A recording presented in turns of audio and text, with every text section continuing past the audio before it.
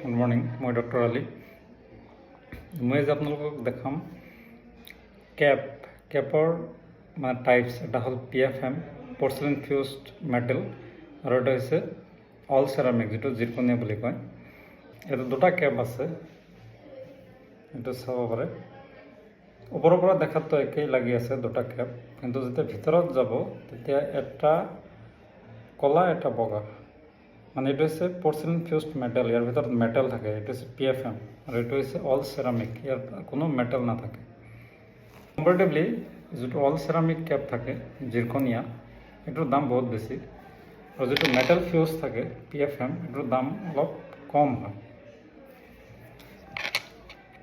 যিটো all ceramic থাকে এইটো বহুত ষ্ট্ৰংগেষ্ট হয়, ষ্ট্ৰংগেষ্ট কেপ এইটো কম্পেয়াৰ টু এই PFMটো। PFMতকৈ জিৰকনিয়াটো বেছি ষ্ট্ৰং হয়।